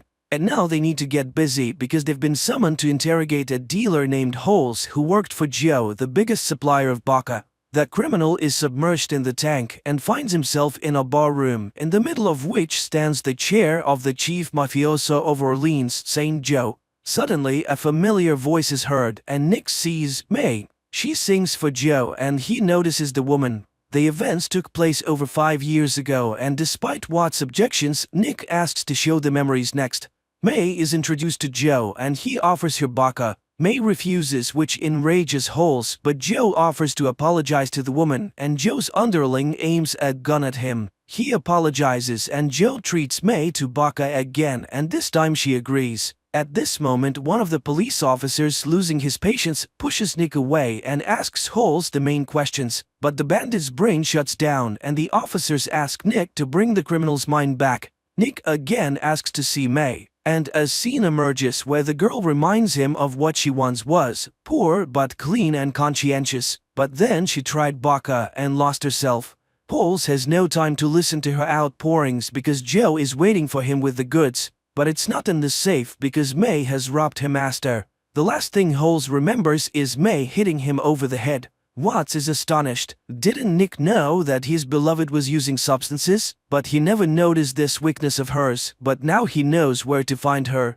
Nick goes to New Orleans, tormented by the thought that he didn't know the woman he loved at all. He comes to Joe, but he's greeted with distrust because he reeks of the military from a mile away. And Joe was once the one who was left to die in the tide by the military. He gives an order to drown Nick in the fish tank until he tells him the real reason for his visit. Nick confesses that he is looking for May, but this causes the merchant to laugh. Is it all because of this woman? He knows what she took from him, substances and money, but what did she want with Nick? The conversation with the bandit might have ended badly if Watts hadn't come to the rescue. A first-rate marksman, she quickly incapacitated Joe's fighters, shooting the mobster's favorite aquarium in the process. Nick struggles with his jailer, and as he prepares to engage in a firefight, it turns out that Watts has already dealt with everyone and mortally wounded Joe. By the request of the wounded man, the woman finishes him off, and the pair leave. But now Nick agonizes over the question, why did May come to him? He recalls telling her about the plates on which memories were recorded, and May shared one of them. When London flooded, she swam to Miami. But she didn't have a place to stay, so she somehow fell asleep on the boat. Someone untied her and the woman was swept out into the ocean. She would have died if she hadn't stumbled upon a lonely white house in the middle of the water, not far from Florida Keys. The woman who lived there put her back on her feet, and it was the best thing that ever happened to her. And Nick had the memory of a song his grandfather sang, and he sang it for May. Nick plunges back into his memories again and again to figure out what the con artist stole. Watts can't understand his obsession. What does he have that May went to imitate a relationship for? Watts recalls May's last visit. At the time, the woman offered her alcohol because she wanted to fix the relationship. She saw that she didn't like her colleague Nick and candidly admits that she was addicted. To this, Watts admits that she worked in supply after the war. She needed to feed her daughter, so she went to soldier drones for the army. The woman then abused and once caused a fire. Her daughter was taken away by the relatives and Watts went back to the bottle. But thanks to Nick, she didn't drown in it. Feeling bad, Watts went to the bathroom, leaving May alone in the room. And she took advantage of this and broke into the vault using the access code, Nick's grandfather's tune. And that means the woman has been studying it hard and has been preparing for a robbery for a long time. They look through their file cabinet and discover Elsa's memories are missing. Nick goes looking for the woman and learns from her friend that Elsa was murdered and her baby boy is missing without a trace. The red-headed friend who took the boy was with the killer. Nick is increasingly plagued by the question, who was May really? A con artist? An addict? A murderer? Nick checks all the clues that might lead to May, and one day he is attacked by a man who, after beating him, advises him to forget about May as she did. Then he calls someone with the message that Nick won't bother them anymore. Watts manages to identify the attacker, a corrupt cop from Joe's entourage. They go to the prosecutor's office, but on the way they witness a disturbance. The land tycoon is dead, and the people who had hoped for relief learn that everything goes to the rich man's wife and son, and they have no intention of changing his policies. It turned out that Nick was acquainted with the rich man's wife, and seeing her reminded him of a clue that had long plagued his subconscious. The man from Elsa's memories was none other than the tycoon. And Watts finds data on the policeman named Booth who worked for the tycoon. Nick recognized him because the rich man's wife Tamara had once approached Nick as well, and then the rich man said the same words that Elsa had later said. It turns out that Rich wanted to get rid of the bastard child and hired Booth to do it, but it's going to be damn hard to prove. Nevertheless, Nick is determined to do it because May used him. He goes to visit the tycoon's widow who, like other rich people, lived on property protected by a dam. Nick is greeted by the butler and without letting him explain who he is, hands him the hat and jacket that all the men in the house wear. Puzzled, Nick walks into a room styled like the store where Tamara once met her fiancé. He realizes that Tamara has lost her mind and everything around her is rigged for her reality. Nevertheless, he tries to talk to her and asks her to tell him where Booth is. Then he opens the mirrors and the woman, seeing her reflection, comes to her senses for a moment. She knows that her husband ordered her to kill her former mistress and child because he did not want to share the inheritance. At this moment, Tamara's son arrives and Nick is thrown out, and he avoids death only because the butler was also ex-military. After remembering Tamara's reservation about human scum, Nick goes down to the old factory where those who have no place in society gather. Seeing a woman who looks like May, he follows her and finds Booth, who taunts him. He and May are people from another world and he will never find her. Booth jumps out the window and Nick runs after him. They meet on the roof and start a fight, but Booth jumps over to the next building. Nick repeats the trick and catches the bandit. They fight again until they end up in a flooded music room. And then Booth, along with the piano, falls through a hole in the floor and sinks to the bottom of the ocean. Nick dives after him and frees him from the piano, but Booth hits him and Nick begins to sink while the bandit floats up. Nick sees May and hears her voice. Immediately he finds the strength and swims out to grab Booth, who was not expecting it. He plunges him into the tank, intending to find out the whole truth. He sees how Booth and May met in Miami. It was then that he hired the woman to find Elsa's memories. May met his army friend and the latter, over vodka, spilled everything he knew about Nick. He even whistled his friend's favorite song. It turns out that the woman knew and had everything in mind. All this time, Nick was just a target. But in an instant flashback, he suddenly discovers that May was resisting her because she was genuinely attracted to Nick. That's when the bruise on her arm appeared. And after she brought Elsa's memory tapes, Booth confessed that he intended to get rid of the woman and her son. That's when Booth killed Elsa, but May managed to intercept the boy and put him on the boat. She rescued the child and escaped from the murderer. May then went to Nick's house, knocking on the door, but she was already waiting for Booth, who promised to kill Nick if she did not go with him. That's when May dropped the earring, hoping Nick would find it.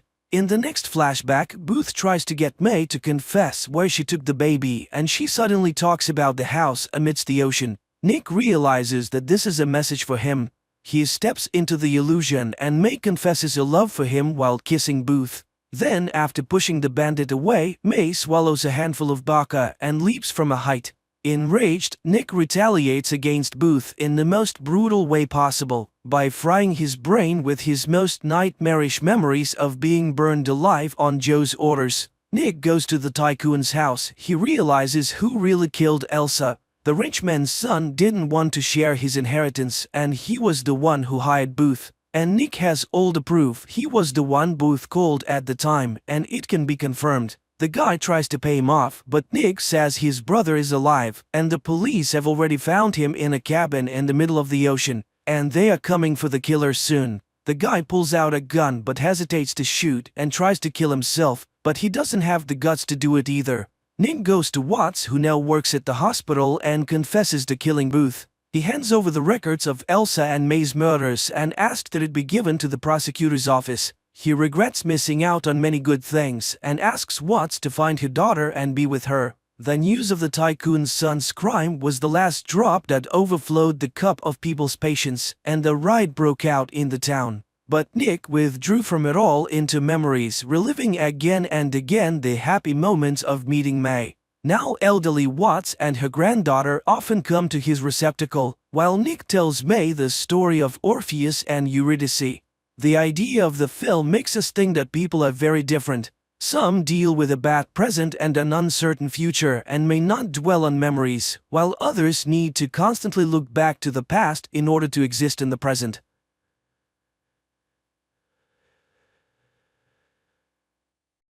The painting begins with Prometheus telling the story of Zeus, the king of the gods. Zeus starts his day by addressing the mortals, hoping they still revere him as before. Although Prometheus is sure of Zeus's corruption and plans to overthrow him, for which he will need the help of three people.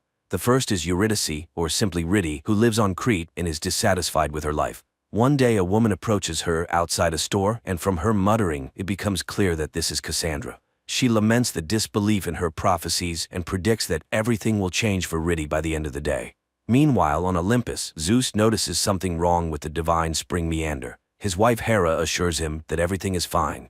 Zeus then recalls his son, Dionysus. At this moment, Dionysus is partying in a club on Earth, but later roams the city, where a food vendor suggests he gift his father a watch as a symbol of time. Dionysus decides to visit his father, despite Hera's displeasure, as his mother, whom Hera angrily turned into a bee, was mortal, and Dionysus only became a god due to his father's whim. Zeus is watching a ceremony unveiling his statue on Crete, where one of the women sacrifices herself in the name of the gods. When Dionysus gives him the watch, Zeus doesn't show much enthusiasm, as he already has a watch from Heracles, considered a lucky charm. Nevertheless, Zeus tries on the gift but ignores his son's pleas for a more responsible role in governing the world. Irritated by Hera's rude comments, Dionysus steals Heracles' watch and leaves. Zeus is engrossed in the statue unveiling, but when the veil falls, it turns out the statue is destroyed and covered in feces, with the words, "To hell with the gods," written on it. Minos, the president of Crete, screams in rage, and Zeus vows revenge, despite Hera suggesting that Poseidon deal with the matter. Meanwhile, Riddy returns home, where Orpheus, playing the guitar, informs her that he plans to start tonight's concert at the palace with a new song named after her. Riddy dislikes the idea, feeling that he is already making their relationship public against her will, but for now, she doesn't have the strength to protest. Later, Orpheus's manager takes him to Heracleion. On Olympus, Zeus is furious at what he saw and suddenly notices a wrinkle on his forehead. He immediately teleports Prometheus, who assures the king of the gods that he cannot be destroyed. But back on his rock, Prometheus laughs at Zeus's foolishness. Meanwhile, Dionysus gets new advice from the bender, to find his own purpose instead of living for his father's approval. In Heracleion, Orpheus is preparing for the performance, confident that Eurydice will arrive soon. But Riddy visits Hera's temple to speak with Hera's mute servant, Tacita, who is also her mother. Meanwhile, Orpheus starts his show with a song, explaining that Eurydice is the love of his life, while in the temple, Riddy confesses that she no longer loves him. Her mother cut off her tongue and abandoned her for Hera's service. However, the gods don't concern her, and she doesn't believe in prophecies. The crowd enjoys Orpheus's singing when Dionysus teleports to Heracleion to listen to him. On her way from the temple, Riddy sees Cassandra again, stops in the middle of the street, and gets hit by a truck. Meanwhile, Tacita reveals Riddy's prophecy, showing that it coincides with Zeus's prophecy, though Prometheus insists there can't be two identical prophecies. Orpheus learns of his beloved's death as Cassandra and Tacita watch her body being taken away. Sometime later, Dionysus attends the funeral and sees a grief-stricken Orpheus give the priest a coin for Eurydice to be placed in her mouth so she can pay for passage to the afterlife. Dionysus realizes that this is his purpose, to help Orpheus. Orpheus, however, gets drunk, buys a gun, and heads to the beach, intending to take his own life. But he accidentally shoots Dionysus. Orpheus panics, but Dionysus shows that he is a god and immune to wounds. Prometheus's voice reminds that Zeus wasn't always a god, meaning he can be destroyed by mortals. Meanwhile, Riddy finds herself on a ferry in a black and white underworld. 10 years ago, the Amazon queen found and killed Kidnaps, who had escaped from the tribe. As he died, he saw his mother, Marina, among the killers. In the present, Orpheus wakes up after a wild night with Dionysus and hears his assurances that he can bring Riddy back. At the same time, she is sailing down the river Styx in the underworld, watching an introductory video from Hades and Persephone about the frame through which one must swim to be reborn. Later, the guardians of the underworld are summoned by Zeus in order to increase the number of swimmers escorting souls through the frame. Meanwhile, Dionysus demonstrates his power to Orpheus by driving wildly. Riddy's ferry docks, and passengers are met by handlers with Cerberus dogs. One of the dogs barks at Riddy, and its handler, Caeneus, pulls her out of the main line. For the past 10 years he has been in this liminal world, certain he will remain a guide. However, Medusa announces his transfer to the ranks of the swimmers, though he didn't ask for this, as he's waiting for his mother. His partner Priou is happy about it, especially as Medusa shows her one of her snakes, harmless now that they're dead. Meanwhile, Dionysus takes Orpheus to a bar called the Cave, where one can get a chance to enter the underworld. At the same time, Zeus descends to earth and, wandering through the city, marvels at how contented and cheerful people appear. He summons Prometheus and confesses his fear that his power is weakening. He believes things must return to the old ways, where people trembled before him. To do this, he plans to destroy half the world. Prometheus advises him not to. Meanwhile, Riddy finds out she was buried without a coin, which means she cannot pass through the frame and renew herself. She will now remain in the underworld, working for 200 years before she finally has a chance to cross Lethe. At the same time, Orpheus learns that the jury, consisting of the Moirai, the Fates, will evaluate the performances of those seeking to bring a loved one back to Earth. In the first round, people must mark all the distinctive features, scars, and birthmarks of their loved ones on a mannequin. Meanwhile, Medusa takes the new divers to the river Lethe, where the glowing frame awaits. They must help people swim to it and reach rebirth. Back in the cave, Orpheus faces off against a couple grieving their child. The inconsolable parents perform a poignant pantomime about their love for their son. Orpheus feels he cannot do better. He is asked to sing about his beloved, but without a voice. He sits down at the instrument. At the same time, Riddy reaches the river, but cannot even immerse herself in Lethe without her coin. Orpheus finishes playing and receives applause, but fate punishes him by stabbing his hand with a knife, revealing that he took his wife's coin, depriving Riddy of the chance to renew herself. Orpheus admits he did it out of love, but the audience, including Dionysus, is repulsed by his selfishness. Thus, the grieving parents, Anatole and Clara, win the competition and gain access to the underworld. By the river, Caeneus catches up with Riddy and confesses that he, too, was buried without a coin, which his mother took. Meanwhile, Dionysus begs the Fates to let Orpheus into the underworld. They agree in exchange for Zeus's watch. Zeus, meanwhile, shares with Prometheus his plan to tell the mortals stories in the style of the Trojan War to make them hate each other. Then a great conflict will begin, but Prometheus reminds Zeus of his missing watch, which was his lucky charm. Zeus decides to find the watch first. Dionysus at this time gives it to the Fates. On Earth, the Furies have long roamed, dispensing justice. They are invisible to the innocent, and only the doomed can see them. Today they force an unpunished criminal to take his own life in the restroom of a roadside cafe, then move on to their next target. That target is a woman named Ari, who accidentally strangled her twin brother in her sleep. Their mother never accepted his death, and now Master Daedalus creates a sculpture of Glaucus each year, representing how he would have looked on his birthday. Ari's father, President Minos, promises to give his daughter anything she wants, even though she refuses a gift every year. Her bodyguard Theseus overhears. During the day, the president and his family gather for the Olympia Day celebrations on Crete. There they witness the desecrated statue of the gods, in which Theseus played a part. Minos is enraged, his wife hysterical, and Ari helps her mother back to her room. Meanwhile, on Olympus, Zeus, suspecting that one of the servants is responsible for the missing watch, begins killing them one by one. Hera shares this with Poseidon, explaining that Zeus is planning 2 phases of humanity's destruction and asks the god of the oceans to find the ill-fated watch. Prometheus, on the other hand, remembers that he once killed Charon in bed, but not before extracting a promise from him to help whoever would come to him in the future with a mark. Meanwhile, the Fates, having received Zeus's watch, allow Orpheus to pass into the underworld through a garbage container. Orpheus joins Anatole, who is searching for his son. The 2 men enter a black and white world. Anatole reluctantly speaks with Orpheus, as the latter committed an unforgivable act by taking his wife's coin. But Orpheus justifies his action with love. The man agrees to travel together. At the same time, Kidnaps visits his dog, Photis, releases him from his cage, and the dog runs off. Meanwhile, Hades and Persephone discover that one soul is missing. They discuss how it managed to escape from the underworld. Persephone fears this may be the beginning of something terrible. Hades asks her not to inform Zeus about it just yet. Meanwhile, during his search for Photis, Kidnaps runs into Nax, who begs for help and informs him that he has already swum through the frame. But then someone calls out to Kidnaps and Nax disappears. Later, during dinner, Ridi joins Kidnaps and Priu, announcing that she has been appointed as a swimmer. The girl doesn't understand why they continue to eat, sleep, and wash when they were already dead. They explain that it helps them feel normal. Later, Priu invites everyone to a party for the new swimmers. On Earth, Poseidon summons Dionysus to an aquarium and accuses him of stealing Zeus's watch. Dionysus admits that he brought a mortal into the underworld, and that mortal will be the first to bring someone back from the realm of the dead. Poseidon warns him that if this happens, Zeus will destroy them all. He orders Dionysus to return the watch. Meanwhile, in the underworld, Orpheus and Anatole prepare to cross the river Styx when Charon approaches and reluctantly agrees to ferry them across. At the same time, Kidnaps encounters his killer, Hippolyta II, on the shore. In fear, he turns away from her, but she calls him a blasphemer and tells him that his mother voluntarily gave him up. Dionysus finds an exact copy of Zeus's watch in a store and heads to Mount Olympus. Zeus doesn't notice the substitution. In the underworld, Kidnaps is tormented by the realization of his mother's betrayal, which he had worried about for so long. Suddenly, Charon stops the boat and shows the men Scylla, which means only one of them can proceed further.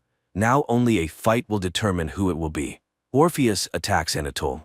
At this moment, Kidnaps confesses to Ridi that he used to be an Amazon, meaning he was born a girl, but later he was cast out. Suddenly they hear Nax calling for help. Meanwhile, Anatole nearly overpowers Orpheus, but Charon intervenes upon seeing the Fates mark on the musician's hand. He throws Anatole overboard and he disappears into Scylla's maw. Meanwhile, Zeus shares his plans for vengeance on humanity with Dionysus. They then both descend to Earth, where Zeus thanks his son for returning the watch. He hopes for Dionysus's help in terrifying humans with natural disasters and conflicts. Dionysus doesn't like this idea, but Zeus reminds him that humans don't matter. At this time, Hades receives a message that they are soon expecting an influx of new souls. Immediately after, he is informed that the missing soul has been found. Charon and Orpheus arrive on the shore, where a message of gratitude from Prometheus is written. Ridi and Kidnaps observe as Nax is cornered in some dungeon. They carefully follow and discover the empty shells of all the souls that have passed through the frame, even those they sent through it earlier that morning. Now comes the moment when Prometheus can explain everything. It turns out that Zeus punished him for standing against him. Before his imprisonment, Prometheus was visited by the Lady of the Fates. She demanded that the hero kill the one person who trusted him without question, Charon. Moreover, he needed to gain Zeus's trust by submitting to his punishment and accepting his fate. Prometheus carried out everything, and it worked. Meanwhile, the Furies have isolated Ari in a hotel where she explains that she didn't want to kill her brother. However, the Furies didn't come to punish her, but to show her the truth. Poseidon came to her father and reminded him of the prophecy that he would die at the hands of his firstborn. Ari refuses to accept this truth, even when she sees Minos handing the baby to Daedalus, ordering him to kill the child. The girl doesn't believe it, even when the Furies remind her of the Trojan massacre. She returns to the palace but remains silent about everything she has learned. Minos is happy that she is safe, but Ari now questions everything her father tells her. That night she goes to Daedalus, who is forced to admit that despite her father's order, he didn't kill Glaucus, and the boy is still being held in the dungeon. However, he has long since lost his human form, having turned into the Minotaur. Meanwhile, Zeus and Dionysus watch the news, which reports various natural disasters, much to the gods' delight. Later, Zeus heads to Hera's bathroom, where she keeps the tongues and prayers of her worshippers. He accidentally overhears her cheating on him. In search of the truth, he tortures one of her Tasitas, but she refuses to betray Hera and dies. Discovering this, the goddess asks to be shown the tongue from which he learned of her infidelity. But Zeus cannot find it among the millions of others and falls for her assurances that she isn't plotting anything against him. Calming Zeus and leaving him in bed, Hera mourns the death of her loyal Tasita. Meanwhile, Ridi and Kinias continue their search for Nax, but see that he has already been found by Hades, who personally removes Nax's soul. For some reason, this causes Ridi great pain and forces the pair to return to the surface, where they are spotted by Medusa. Ridi doesn't understand why Kinias feels nothing and says goodbye to him. Orpheus regains consciousness on a deserted shore. At the same time, Dionysus enters a cave and learns that Orpheus has successfully crossed the Styx. Charon denies Orpheus a drink of water and reminds him that ahead lies the final trial, which he must face alone. Ridi, still reeling from what Hades did to Nax, goes to Kinias and reveals that her mother became Tasita when she was 5 years old. Ridi never accepted this and cursed the gods every night. Perhaps that's why it hurt her so much. Kinias then tells his story. In their tribe, boys who reach adulthood must leave the Amazon territory forever under the threat of execution. Kinias's best friend also left, but soon returned, confessing that he wanted to ask for readmittance to the tribe. Kinias reminded him of the danger and asked him to leave. That same day, Kinias saw the boy killed. That night, his mother confessed that she had long known about his rebirth since her prophecy had immediately predicted the birth of a boy, which is why she was so happy when a girl was born. But alas, you cannot deceive the gods. So Kinias hates the gods too. Realizing that they feel the same, the girl kisses him. Meanwhile, Orpheus continues walking through the wasteland, suffering from thirst and heat. Persephone urges Hades to tell Zeus the truth, as the transition world cannot hold so many souls, which may cause a breakdown. Zeus meets with Prometheus again. He realizes that the problem is not with mortals and decides to destroy the Fates, who are the source of his prophecy. But Prometheus warns Zeus that he may destroy the entire world, including himself, and gives the example of Minos, who lives in defiance of his prophecy. However, Zeus reminds him that Glaucus can escape and kill Minos at any moment. He then suggests that if the father kills the son, it will refute the prophecy and create a contender. Meanwhile, Ridi and Kinias discover that they share the same prophecy. Ridi recalls her encounter with Cassandra and realizes that the talks of the rebirth of those who have passed through the frame are lies. People devote their lives to the gods, hoping for a better life, but in reality, their souls turn into Meander's water, which the gods drink to stay immortal. At the same time, Hades and Persephone arrive at Zeus's and publicly announce the instability of the transition world, which is about to lead to disaster. If souls stop returning to Earth, they will run out. In a rage, Zeus pushes Hades into a pool and strikes him with lightning. Meanwhile, Orpheus struggles to make his way through the scorching desert. He begins hallucinating and eats sand, mistaking it for water. Persephone discovers that Hades is alive and vows to destroy Zeus. Zeus orders Poseidon to make Minos kill his son. The god of the ocean goes to the Fates, and they say that sometimes a person can defy prophecies. Hera asks her husband not to be like his father, Cronus. It turns out that he was a real tyrant, and when Zeus grew tired of enduring it, he killed his father, though he never understood how he managed to do it. That's when the frame was created, which collected souls instead of rebirthing them. Poseidon and Hera order Minos to kill his son, and if he refuses, Ari will be subjected to torture. Meanwhile, Orpheus encounters a man near a water cooler. The man offers him water, but if Orpheus drinks, he will not be able to bring his wife back. Despite dehydration and near death, Orpheus chooses not to drink the water, which turns out to be the final trial. After passing it, he sees a door appear, leading him to the city. The first thing the man does is rush to a water faucet, where Prue and her partner, upon learning that he is Ridi's husband, volunteer to take him to her. While Orpheus embraces her in front of Canius, she doesn't know how to tell him the truth about her feelings. On Earth, learning that Orpheus has passed all the trials, Dionysus turns to Poseidon for advice but catches him in a compromising situation with Hera. Meanwhile, Medusa informs Charon that the man with the mark has arrived in the underworld, which means Prometheus was telling the truth. Marina, stepping out of her trailer, sees Ridi's mother holding a sign that says, "Today is the day." The woman silently walks to a pre-dug grave, lies in it, puts a coin in her mouth, and pulls the trigger of a gun. At this time, Orpheus apologizes to Ridi for taking her coin and preventing her from being renewed, but he did it in the name of love, and now he has come to bring her back to life. However, Riddy doesn't want to return to him. It's time for a conversation with Hades, but first, Medusa tells Riddy that they have been waiting for her, hoping for a change of power. Meanwhile, Zeus holds a family dinner while watching Minos kill his son. Daedalus explains to Ori how Glaucus became the Minotaur. The boy spent all day in the dark, constantly alone. The guards weren't allowed to talk to him and, eventually, he went mad and became more of a beast than a child. He started attacking the jailers, which gave Minos the idea to turn his son into a kind of weapon. Daedalus made him a mask and horns, and now criminals were fed to him. However, he treats Daedalus more gently than others. Hearing this, Ori demands to be taken to her brother. Meanwhile, Kidnaps tries to convince Riddy to leave with Orpheus and reveal the truth about the underworld to people, while Medusa leads Orpheus to Hades, who refuses to let the couple return to Earth, even despite his willingness to replace his wife and stay there instead of her. Medusa is very disappointed with the outcome. Persephone expresses her disapproval, as returning a dead man to life could not have been ignored by Zeus. However, Hades claims that some things must remain sacred and that he will find a way to restore the souls. Convinced of her righteousness, Persephone acts behind Hades' back to send Riddy and Orpheus back to Earth.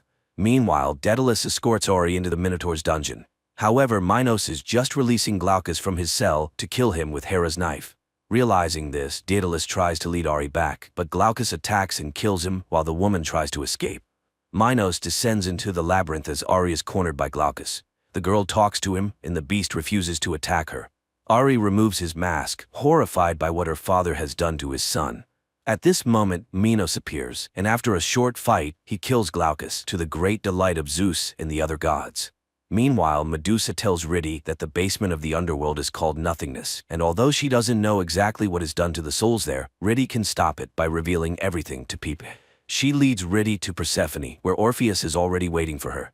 At the same time, Minos explains to his daughter that he did everything to protect the family, but it's at this point that Eri realizes her father misinterpreted the prophecy. While Glaucus was born first, he didn't breathe, but Eri cried out immediately. Explaining this to her father, she kills Minos with the same blade he used to kill her brother. Zeus faints in shock. Later, he wakes up and realizes that Minos is dead, that his prophecy has come true, and that he must stop his own prophecy before it's too late. Meanwhile, Persephone discovers Hades is missing. Hera demands their presence on Olympus. Hades, meanwhile, tells Medusa about his plan to restore the underworld. On Earth, Zeus goes to the Moirais cave, where they explain that for his prophecy to come true, he must believe in it. Nevertheless, Zeus intends to kill them.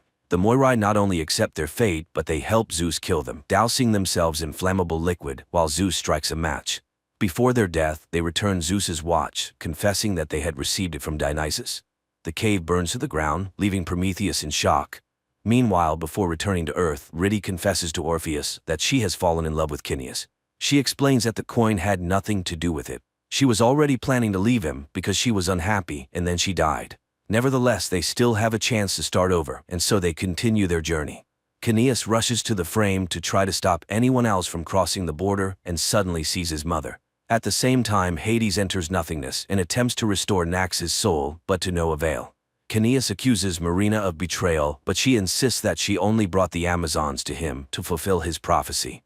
She had waited 10 years and had now come to guide him through the frame. Kidnaps reveals that the gods lied to them and that no one returns to Earth. However, Marina enters Lethe. Kidnaps dives after her and suddenly begins to sink into the water. He catches up with his mother and they both disappear into the frame. Prometheus does not understand what is happening, as the prophecy is not being fulfilled, and he still does not gain his freedom. Meanwhile, Zeus returns home and distributes bottles of water from Meander to his family. Dionysus's bottle is only half full, and Persephone receives none at all, as Meander's consumption will now depend on their obedience. He also announces that he has destroyed the fates, and therefore, all prophecies.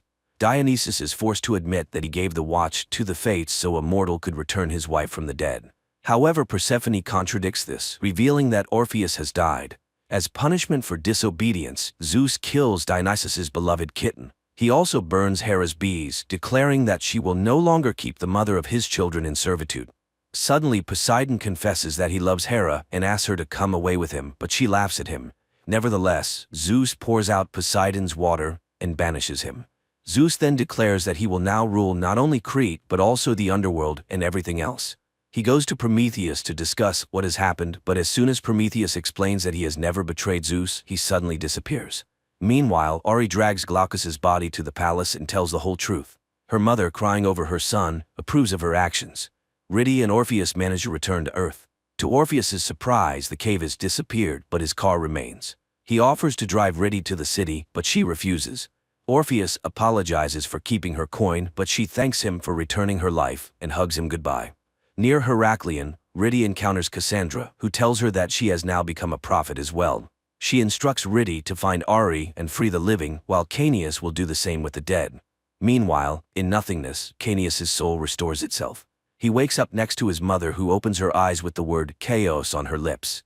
Prometheus finds himself on Olympus, where he is awaited by the invisible fates, who explain that they cannot be killed and that, according to the prophecy, he is now granted freedom. Zeus finds Prometheus on his throne. Try as he might, he cannot send him back to the rock. What's more, he suddenly notices a cut on his hand despite the fact that gods do not bleed. Meander stops flowing, which means that Zeus is no longer a god. Hera calls someone from a payphone, ordering them to assemble a team and prepare a free bed, and sets off on her journey with her Tacitus. Hades asks how it is possible that Caeneus can restore human souls. Prometheus warns Zeus of the approaching chaos. Ari meets with Andromache to discuss the restoration of Troy and the destruction of Olympus. Dionysus gazes at his half-full bottle. Chaos is the best show of August, especially for those who are fascinated by Greek mythology. It's an unconventional and vibrant reimagining of ancient Greek myths, where the heroes of ancient legends are transported to the modern world. The finale leaves a sense of incompleteness, allowing hope for a continuation.